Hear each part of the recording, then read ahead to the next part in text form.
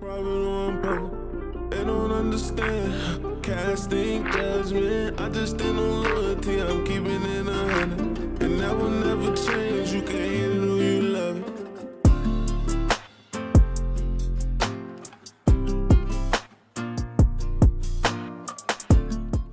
What's up, y'all? It's your boy Tevin Jameer back at it again with another episode of the Hate It or Love It podcast.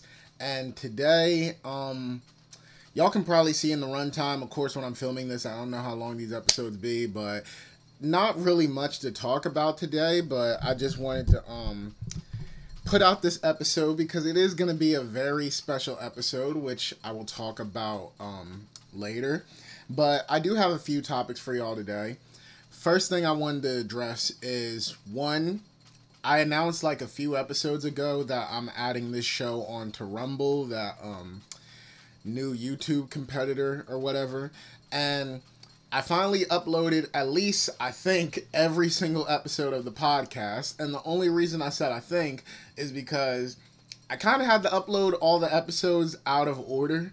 So if you guys are listening on Rumble, you guys will probably notice that if you click on, like, you know, my page, you'll see the episodes completely out of order. Some are in order. I tried to keep it as much in order as I could, but because of like file sizes and stuff like that, it really was just because of file sizes. Like on Rumble, you're not allowed to upload videos more than 15 gigabytes, and a lot of my episodes were more than 15 gigabytes, so I had to do like conversions and stuff like that, a whole bunch of techie shit. I had to do all that just so that you guys could get the episodes, and because of that, I had to upload them out of order. So if you guys are trying to catch up to the podcast on Rumble, I apologize for putting them out of order, but you know, that was the only way that I could do it at the time. So yeah, maybe when things blow up more for me, like maybe when the podcast gets bigger, maybe I'll delete them and upload them again in correct order,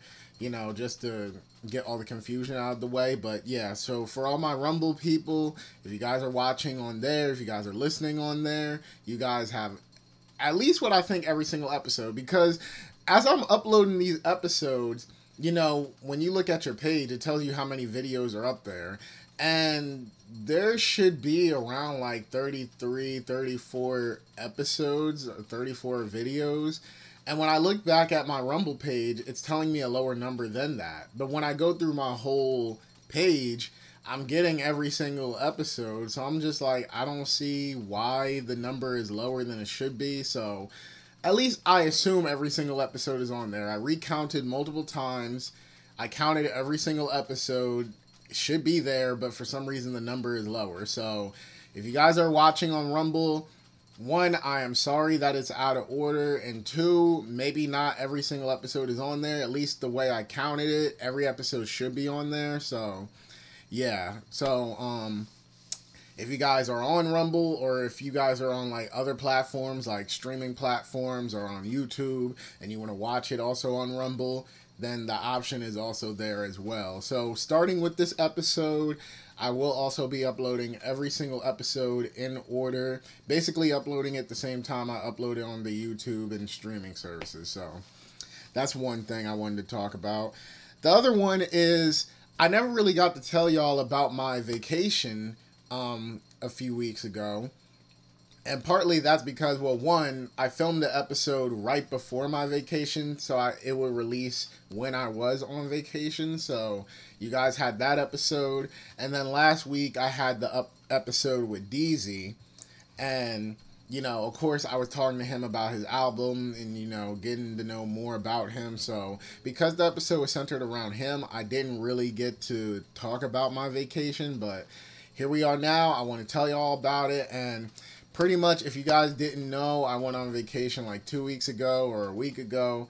I guess 2 weeks as of me filming this episode, but 2 weeks ago I went to Myrtle Beach in South Carolina, and you know, it was, when I told people that I was going to South Carolina, or like when I was going to Myrtle Beach, they were thinking that we was gonna smoke, drink, party, all of that. Like they thought it was gonna be that type of party. They thought like we were gonna have girls to the room and whatever. And I'm not gonna lie, like, you know, if there was more girls my age out there, then yeah, I probably would have tried to invite one to the room. But nah, it wasn't that type of like trip or nothing like that. It was just really more of a chill type trip.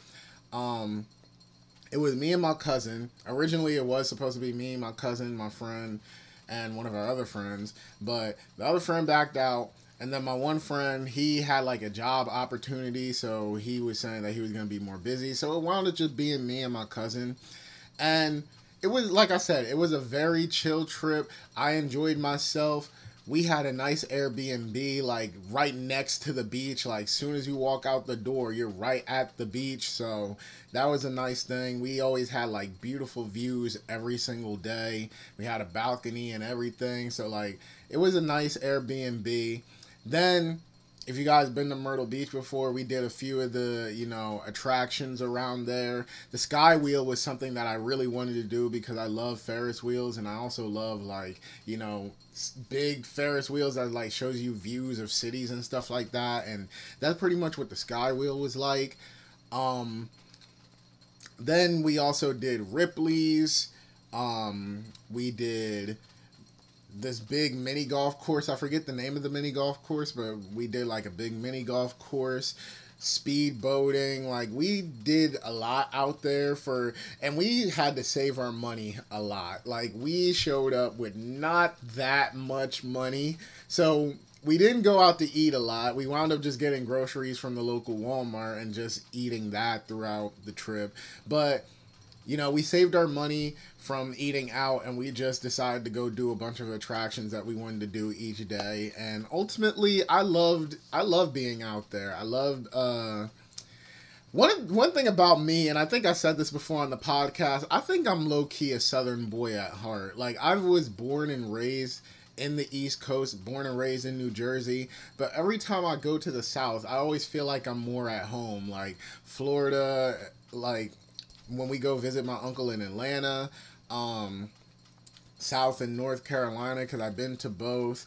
Like every time I go down south, I always feel like I'm more at home. So being in the South was a very nice thing. That Southern hospitality is for real. Like I'm not gonna lie, I remember we got on the elevator with this one woman, and she had like the thickest Southern accent, and she was like so nice to us. I was like, man, like these Southern people cute. Like not that the woman was cute, but I'm saying like it's cute, like how like these Southern people, like they're so nice to you and stuff like that. So yeah, and like I said, I was born and raised in Jersey. Y'all already know the bad rap that Jersey gets for like people being rude. So like maybe it's just because I've been in Jersey too much, but yeah, like being in the South was very nice. And like I said, ultimately very nice trip. I enjoyed myself.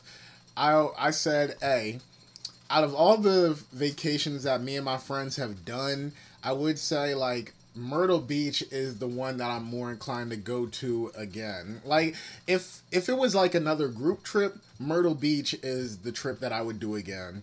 But if it was like me by myself, the last trip we went on and I vlogged it was Baltimore. I would go to Baltimore if it was like just me by myself or me with a significant other. But if it's like me and the boys, I wouldn't mind doing another Myrtle Beach trip again, because that trip was pretty fun. Yeah, I think that's about everything that I had to say about Myrtle Beach. Yeah, it was ultimately a fun trip. Like, it was very relaxing. Myrtle Beach beaches is definitely better than all of Jersey's beaches, and I'll go to war about that. Like, anybody from Jersey that want to sit here and argue that Atlantic City is better than Myrtle Beach's beach is like, what do you want, bro? But yeah, besides that, one of the other topics I wanted to talk about, and like I said, there really isn't too much to talk about this week, so this episode may be really short, because I'm already halfway through my topics, and I'm only at like 9 minutes. But, so the next topic I wanted to talk about is the SAG strike, the Screen Actors Guild strike. So weeks ago, or maybe months ago, I don't remember when I filmed this episode, but I filmed an episode with Al where we were talking about the writer's strike. And while that is still going on, recently, like these past few weeks, the SAG-AFTRA or SAG-AFTRA, or I forget the full name, but like the Screen Actors Guild, they finally went on strike. Dude. And really, now that the writers and actors are both on strike, it's really shaking up Hollywood in like really crazy ways because, and I'm not gonna go into full detail because like there's millions of videos and articles and stuff like that about it. So it was already crazy that the writer's strike was going on because basically like nothing could be written, nothing new could be written. If films were still being filmed, like they had to follow the script like tightly. There could be no changes or anything at all. Like, you know, usually when you film like a movie or whatever, they always say like there's always like little writing updates on sets, or like sometimes people will like ad-lib words or stuff like that. Like they'll do like little ad-libs and stuff like that. Because of the writer's strike and because like nothing could be changed about the script, like they had to follow it exactly. No changes, no ad-libs, nothing like that. If a movie or a show wasn't already written, it basically had to be halted right then and there. So, you know, it was already crazy with the writer's strike. And if you guys remember 2008 with the last writer's strike, which resulted in a lot of shows dropping quality, which resulted in a lot more reality TV becoming bigger. If you guys grew up in the 2000s like I did, like I was born in 1998. I basically was a 2000s kid. Growing up in the 2000s, like you had Cartoon Network and Nickelodeon, and basically if you guys remember CN Real, that was partly a result of the 2008 writer's strike. Like a lot of reality Cartoon Network shows came out because of these writer's strikes. So it was already, now that was 2008. Imagine how it is now. Like basically things were already crazy. But because the actors are now on strike, that means no films are being filmed. A lot of movies that were already being filmed had to halt production. And now you guys are not allowed to promote any like films being produced by the studios that are being struck. So like I think one of the most crazy like news articles that I saw was recently this week. Oppenheimer came out and like the actors left the premiere. Like all the actors in the movie basically left the premiere because that's when the strike like got started between the premiere. So like I've seen pictures of Florence Pugh and all of them at the premiere, and then just to think like, oh, they snapping photos, they getting ready to see this movie and whatever. Next thing you know, oh, strike started, let's go. Like that's how it basically went. At least when I read it, that's what came to my mind, was like, damn, like they were here just promoting the movie, taking pictures and stuff like that. Now it's gone. Like they're gone. So from what I read, basically the Actors Guild does somewhat follow a lot of the same things that the writers, like the same reasons that the writers are striking is somewhat the same reason that the actors are striking. Like for the writers, they don't want AI scripts. For actors, and this is the craziest part of the actors strike for me, is that I saw that basically studios want to own the likeness of people. Like if you're an extra for a film, and you know extras, they sometimes, like if you're filming a scene, sometimes you might have to come back the next day, or you might have to come back like another time. Like basically studios want to make a scan of an extra's body and basically keep that forever, only paying them for the first day of that scan. So basically, it's almost like, say a movie that I'm about to do takes 3 months to film, and I'm an extra for a scene that only takes place in that first week of filming. Basically, the first day, they scan me, and I don't ever have to come back in, and they're not going to pay me for never coming back in. They're only going to pay me just for that scan, and they're going to own my likeness forever. And that was already like an insane thing for me to like think about. But then I saw a video from Chris Stuckman where he basically went deeper into like what that means for these extras as actors, because I forget which actors he used. He used big name actors who started out their careers as extras. And he was basically saying that if this rule was applied to them back in the day when they were just actors, I mean, just extras, they wouldn't be known as like these big actors today. Because if one studio owns your likeness and you try to go for a film in like another studio, they're going to be like, no, like that other studio already owns you. We can't work with you. Like that basically cuts a lot of what you're allowed to do as an actor. And now specifically me, I'm not trying to be an actor. I aspire to be a director. So I just don't like the idea. And like I said, I'm not going to be an actor, but like I don't like the idea that the people I work with is being owned by these big studios, and that will mess up their chances. Like, you know, I'm really big into film. I like to show support to the actors, directors, producers, all of that. Like without all these different components to a film, we wouldn't be getting a lot of the like some of the greatest films that we've known at this point. Like some of my favorite films ever, like The Hangover, Uncut Gems, Boys in the Hood, stuff like that. Like it took a lot of hands. I know we always attribute these films to like the actors and the directors, but there's a lot of people that goes into making a film.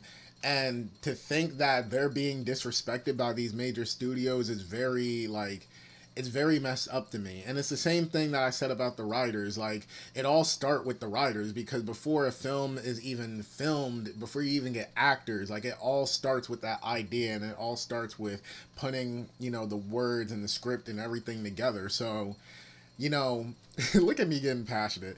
But, like, you know, it takes a lot to make a film. It takes a lot of hands in that pot, and it's just disrespectful.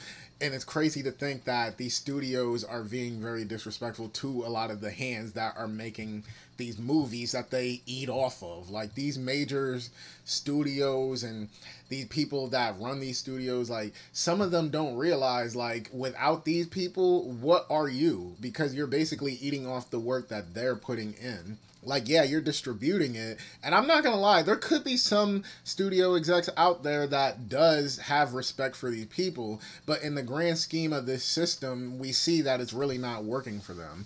But TED Talk aside, besides the scanning, there is also the same problem with writers as far as, like, streaming numbers when it comes to getting paid. Like how cable and TV was back then, residuals used to be a lot better for actors and writers.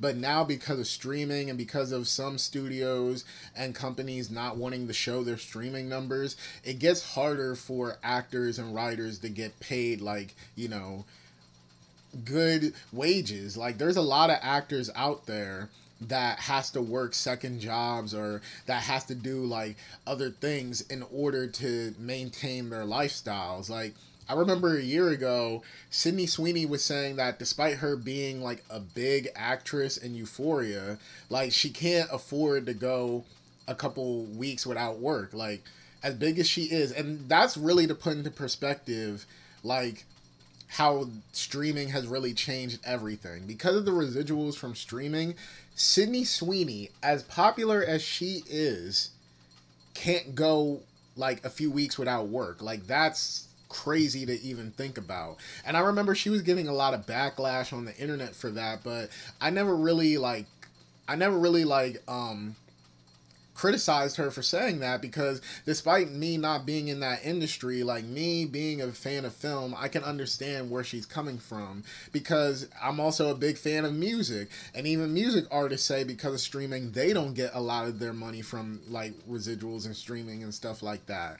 And as someone that has put out music, I can tell you that you really do not get shit from streaming sites. Like, you really get cents, and it takes a lot of plays, unless you are like some of the biggest artists. And even in film, unless you're like one of the biggest actors in the world, you are basically scraping to like get work constantly so that you can keep getting revenue and income from your work. So yeah, like, you know, this strike is really crazy. And apparently this is like the first time in 60 years that both the writers and actors are both on strike. So a lot is really about to change. Like, this is probably like some of the craziest stuff that we will ever see in a while, like for aspiring filmmakers like me and other people that I know. Like this we're witnessing history, because like this is basically addressing streaming and how it affected this industry. And there's always, and like I said, I keep up with music a lot too. And sorry if I'm like jumping all over the place from point to point. I hope you guys are keeping up with what I'm saying, but like, you know, I do keep up with music a lot too. And for the past few years, I've always seen videos and people talking about like how music has to, like how the music industry has to like really tackle the topic of streaming. And now it's starting to trickle over into film and TV. Like now we got to start tackling like how streaming is affecting everything and what will make it beneficial for studios, writers, and directors, and not even just them, but like anybody working on these projects. Like we got to be able to find some type of balance. We got to find something that will work for everybody, because right now obviously it's not really working that well if things are going this bad. So, and the crazy thing is, I'm gonna say this is all alleged because I've been reading most of this stuff online, but these studios are, from what I read, they are on some mustache twirling villain type shit. Like apparently, like the top people at these studios are basically riding out the strike, saying like, oh, these writers and actors are gonna have to get back into work at some point. They're all gonna start losing their housing. They're all gonna start losing, like, you know, not being able to maintain their lives. So like they're basically trying to ride this out, from what I heard on the internet. And if that is true, like, these people in power is really fucked up. I'm sorry for the language, but these people in power are really messed up. Like, that... Oh, gosh. Oh, my gosh. But, yeah, so, with the writers and actors strike going on, basically, we're basically about to fall back into, you know, less films being made. We're not really going to have as much films. We're not really experiencing the effects of these strikes just yet, because a lot of the films and stuff, like when it comes to making a film, a lot of times it takes like around a year to even get the film out. So like we're still seeing films and shows that has been worked on since last year, but we're not really going to start seeing the effects of it until next year. So I can imagine that we're going to start getting more reality shows once again, like we did in 2008. And I guess you can see this somewhat as a win for upcoming creators like me and other people, because with less industry made stuff being produced, like a lot of people are going to start having their eyes on upcoming filmmakers and content creators and influencers and stuff like that. So not to, and obviously I am on the side of the writers and actors, but all I'm going to say is for the rest of my upcoming creators and filmmakers and stuff like that, strike while the iron is hot. Like, I'm going to stay consistent with this podcast, because with less films and TV shows being made, people is going to go to other places to get their entertainment. Almost like how when the pandemic happened years ago, TikTok and like a lot of influencers started to get a lot bigger. Like, you know, this is almost going to be kind of like that, because new films, like new major films, aren't going to be coming out in theaters as much and stuff like that. So like, we got to strike while the iron is hot. Like, let's get our work out there. And this brings me on to the last point that I really want to make about this topic, and that is, you know, there's a lot of rules that the SAG actors and like anybody covered under SAG has to follow. And of course, I'm not under SAG, but I do want to show support. I do want to show solidarity. And, you know, someday I hope to be part of that guild. So pretty much, this is me basically saying that I am not going to talk about films as long as this strike is going on. Or I should clarify. So things that are okay as far as like, you know, what actors can do. Apparently independent films are okay. And A24 is supposed to put out like, or they're working on 2 films right now during this strike. Apparently independent works and I think reality shows, and there's certain things. I know mostly independent films are allowed. So if I know a film is produced independently and I watch it, then I'll be able to talk about it. But I'm going to show my solidarity by not talking about like any major studio films. And partly is because you're not really supposed to promote like any major films.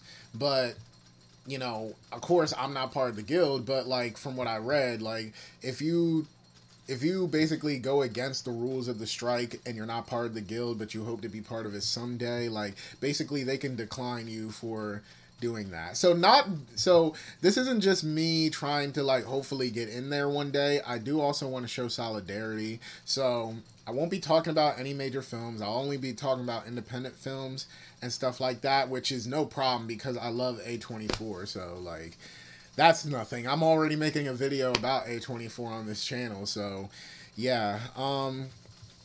So yeah, we really got to show support to these upcoming creators. If you guys, even if you're not trying to be part of the film industry or television industry or anything like that, if you guys love film, if you guys love television, or if you guys want to support like specific actors or creators, then I urge you, please show your support during this time, because like for people like me that hopes to be in this industry someday, like this is big.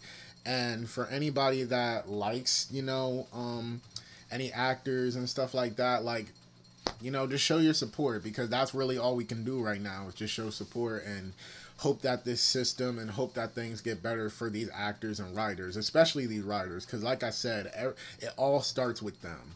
So yeah. Damn, I just basically talked y'all ear off about that topic. But all right, so the last topic that I have today is, now I am filming this episode on July 22nd, but of course I always release my episodes on Tuesdays unless there's holidays like what I did with the 4th of July, but I always release my episodes on Tuesdays. So this episode is slated to come out July 25th, I think. Wait.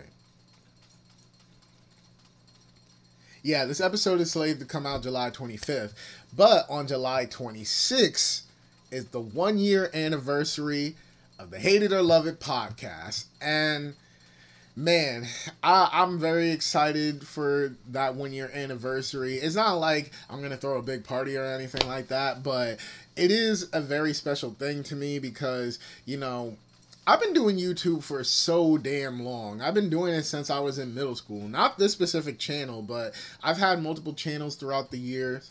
I've been doing YouTube for so damn long. I've been putting music up on streaming services for so long. And, you know, I have not gotten that much success as far as like a lot of my videos, and I feel like part of it is because I do so many different type of things.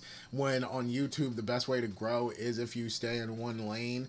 I don't like to stay in one lane, but with this podcast, I have somewhat been content with staying in one lane. Not like I want to do this by myself, by itself forever. I did do the countdowns, and I am doing the A24 video, and like I said, I do want to put my short films on here when I do make them. So like, you know, this isn't just going to be a podcast channel, but with this podcast, I am fine with, you know, basically just doing this for a long time.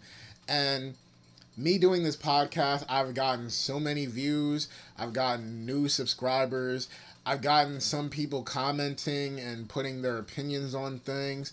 I've had plenty of guests that, you know, like I said, people that I believe in that can do great things, like DZ, who was recently on, Serze, my friend Al, my friend Zanai, my cousin Ayana. Like, I've had plenty of guests.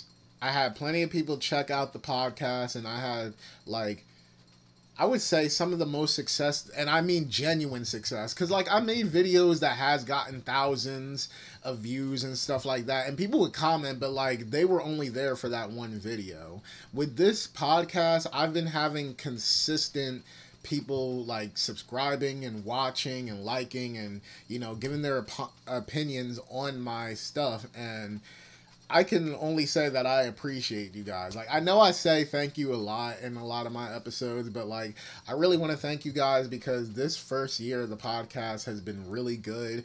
I know there's been a lot of times I wasn't really consistent with it. I know there's a lot of times where, you know, I was very much slacking, especially during that time where I kept putting out like audio only episodes, and people really want these visual episodes. I don't know why.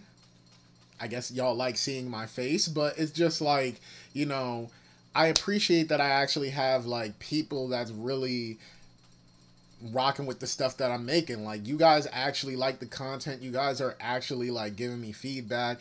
And though, like I said in the last episode, I know not everybody I know watches it. I know not everybody I know listens to the podcast, but to the people that consistently do, like, I really appreciate you guys, because not only are you guys giving your opinions and making me think about things, because that's one thing I like to do. I like to talk to people. I like to get different opinions on things. I like to see different walks of life when I hear people talk. But you guys also allow me to like entertain y'all. Like, you know, I'm not over here making my short films yet and stuff like that, but you guys still give me the time of day to like check out my content and stuff like that, and that's crazy to me. Like, I can't, like, I don't know. A lot of people always said that I had like a voice for radio, and like I have a voice that will make people like listen, and like apparently I am really good with my words. I never really put that much thought into it. Like, I just, like, when I film this podcast, I just have my topics written down in my notes, and then I just press film, and then I just start talking. There is no script, there is no nothing. I mean, some of y'all probably could tell from how I, you know, and whatever, but basically I don't plan this stuff. I don't, you know, get on here trying to fake it or nothing like that. I just press play, and whoever rocks with it, and I can just and all I can do is appreciate that like people do rock with it. So anybody that does listen to the podcast consistently, thank you. And it's been a good first year. I thank all the guests that came on. I thank everybody that's been watching and listening consistently. Yes, that also goes out to you, Mom, because you always watch and comment and whatever. But I just thank all of you for giving me the time of day to entertain y'all, and, you know, believing that I can do these great things that I talk about on a consistent basis in this show. So yeah, and for this next year, I definitely have some things planned. There is things that I wanted to do within this first year that didn't work out, so maybe that can be like second year things. Like, I want to do group episodes. I want to do an Instagram live episode where like people can watch me interview somebody live, and they can like comment and stuff like that. You never know. Maybe I could do like a Twitch live stream. I know like Twitch and Kick and all that other stuff is like very popular, like live streaming. So who knows? Maybe I could do that for y'all someday. There is certain people that I want to guest star, that I really want to guest star this time around. So like, yeah, this year we're going to try to go up. Maybe someday, like when the podcast gets more popular, like maybe I can do like a merch line. The closest thing that I did to merch is I use custom ink to make a Hate It or Love It hoodie. So like I have the logo on a hoodie, but that was mostly just for me to wear and stuff like that. But I did share a link on my Instagram for people if they want to order that. So like, you know, if you guys do want to see like a full merch line someday, then like let's get up there, like let's get the numbers up and stuff like that. And also let me know if you guys really want some Hate It or Love It merch, because, you know, I don't mind, you know, doing stuff not related to the podcast. Like, you know, kind of like what I said, upcoming creators, you always have to have your hands in different things if you want revenue. So stuff like that. Is there anything else? No, that's about it as far as like all my topics for today. This really is a short episode. I don't think I've ever made an episode that was just 30 minutes long, but yeah, just like what I said before, thank you guys for 1 year of the podcast. I really can't believe it's really been 1 year, and I can't do anything else but thank you guys for checking out the podcast. And if you guys are new, then take a look at the old episodes and make sure to like, comment, and subscribe for more episodes and more of my other content. So with all that being said, Tevin Jameer signing out. Thank you guys for this one special year, many more to come. With all that being said, signing out. See you on the next one.